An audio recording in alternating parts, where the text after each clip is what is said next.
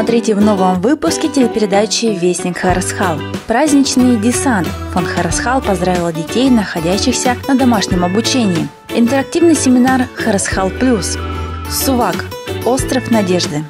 Палитра успеха. Мисс Республика Саха-Якутия встретилась с участниками проекта. В этом году благотворительный фонд Харасхал поздравил мальчиков и девочек, обучающихся на дому, с Днем защитника Отечества и Международным женским днем. Ребятам подготовили подарки и устроили встречу с интересными людьми Якутии. У всех ребят есть свои интересы, и организаторы постарались подобрать подарки в соответствии с их увлечениями. Евгений Шадрин давно мечтает о встрече с известным певцом Анатолием Гороховым. К сожалению, певец был на гастролях и не мог лично встретиться с мальчиком, но отправил ребенку видеопоздравление. Евгений с удивлением посмотрел послание от любимого певца и был рад, когда ему вручили подарок.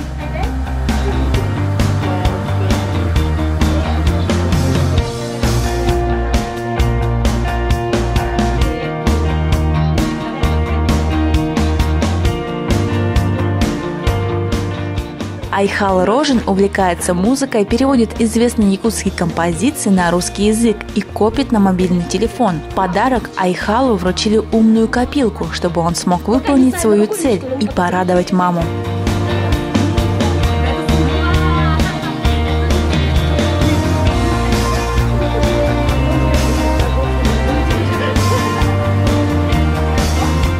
Саша Бельтяев увлекается игрой в шахматы, и ему не хватало еще одной шахматной доски. Он очень обрадовался, когда вытащил из пакета со сладостями желанный подарок.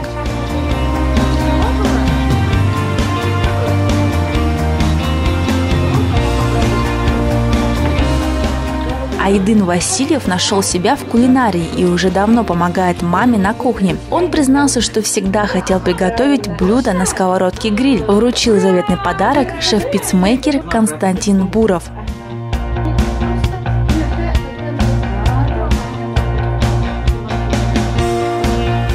Анечка Логунова давно мечтала встретиться с известным хомусистом-импровизатором Айсеном Амусовым. Его виртуозная игра вдохновляет девочку. Когда мелодия хомуса наполнила больничную палату, молодые люди на время забылись в ее удивительных звуках жизни.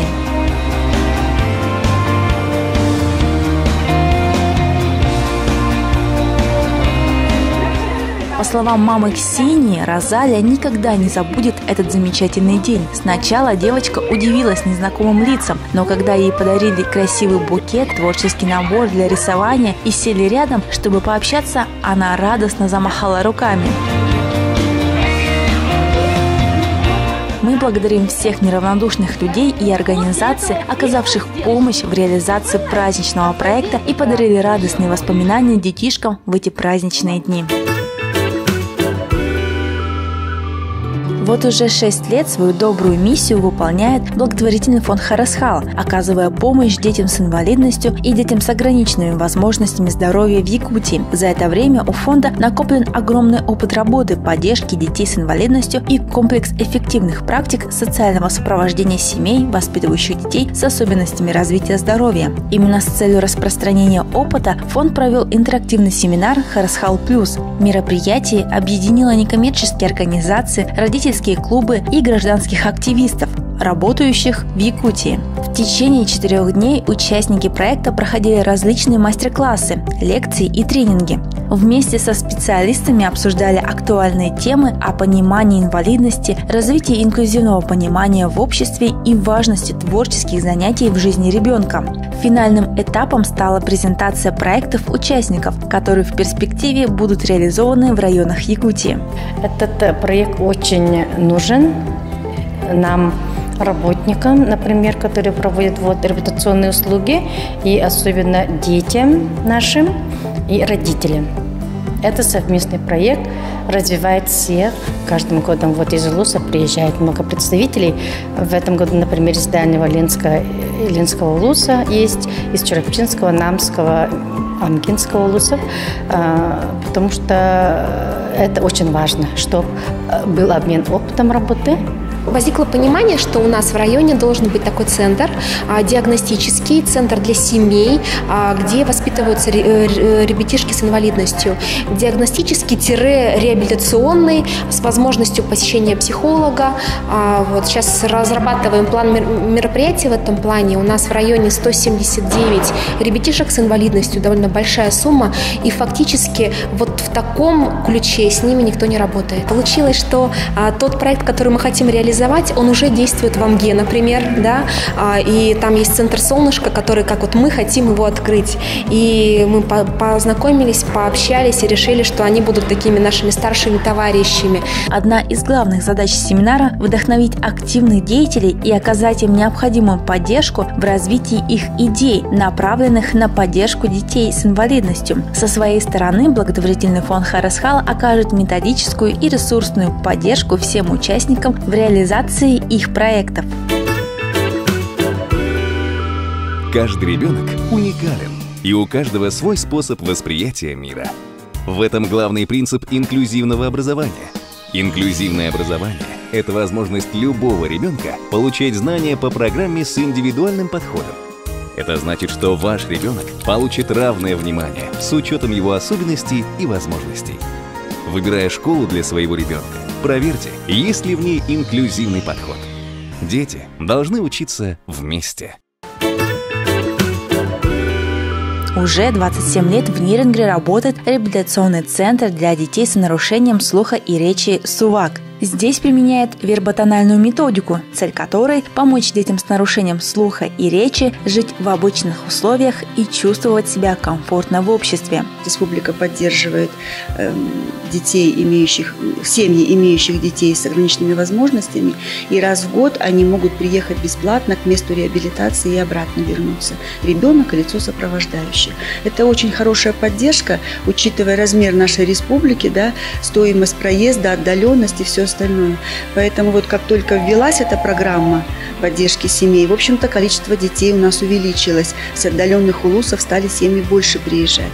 Впервые придя в центр, ребенок попадает к неврологу и в кабинет диагностики с самой современной аппаратурой, что стоит только один шумоизоляционный кабинет, куда не врываются никакие посторонние звуки, или кабинет нейрофункциональной диагностики, где определяется активность головного мозга. Единым фронтом против недуга выступают педиатры, детские неврологи, сурдологи, педагоги-психологи, педагоги-дефектологи, инструкторы по лечебной физкультуре и другие специалисты. Малыши могут заниматься в специально оборудованном классе Монтессори. В отделении раннего у нас дети дошкольного возраста, а в отделении психолого-педагогической помощи дети школьного возраста.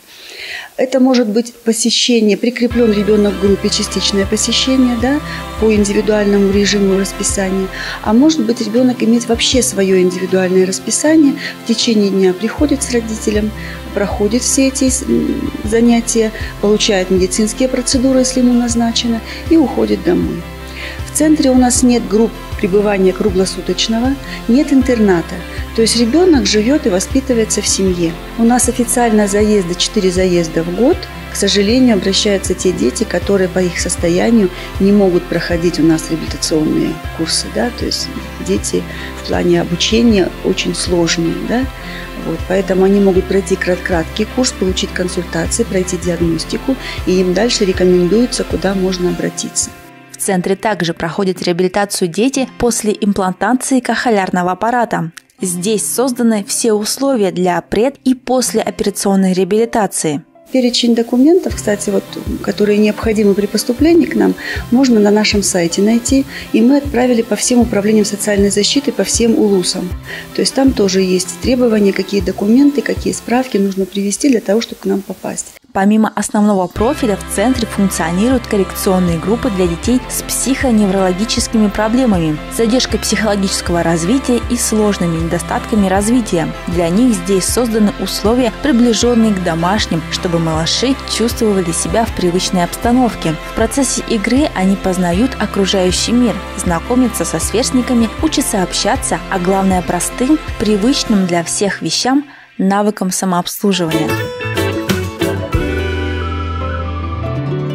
Ежемесячно в рамках проекта «Палитра успеха» проходят встречи с людьми, чьи жизненные истории вдохновляют. В Республиканской специальной коррекционной школе-интернат для слабослышащих и слабовидящих состоялся неформальный вечер с одной из самых красивых девушек Якутии Натальей Строевой. Встреча прошла в неформальной обстановке. Ребята с интересом расспрашивали Наталью об участии в конкурсе «Мисс Республика Саха-Якутия», секретах модельного бизнеса и ее увлечениях. Все были приятно удивлены, когда девушка признала, что уделяет много времени своей учебе в мединституте.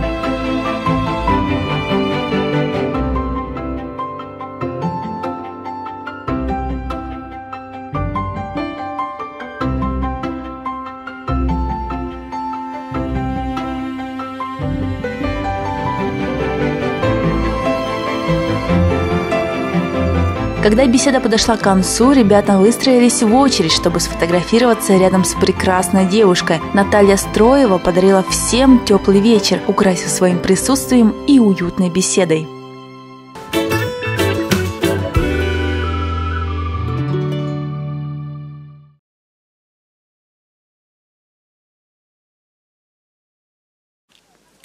В ритме жизни мы часто не замечаем привычных для нас вещей. Шум улиц, пение птиц, игры уличных музыкантов, разговоры за чашкой горячего шоколада, щекотливые шептания на ухо. То, что слышите вы. А что слышу я? Мне не знаком ни шум ручья, ни шорох листьев в пору ветра. Я воспринимаю наш мир немного по-другому. Но имеет ли это все значение, когда жизнь так прекрасна, когда есть чему посвятить ее? Я вижу, я чувствую, я говорю, я дышу, я живу. Да, жизнь бывает непроста, но преодолевая трудности, я становлюсь сильнее. И я благодарна за открывающиеся передо мной новые возможности. Пусть мне труднее воспринимать мир, его яркие краски, но если я вижу смысл своей жизни, если мне есть ради кого и для чего жить, неважно уже ничего. Я смогу, я преодолею любые трудности. Я люблю свою жизнь.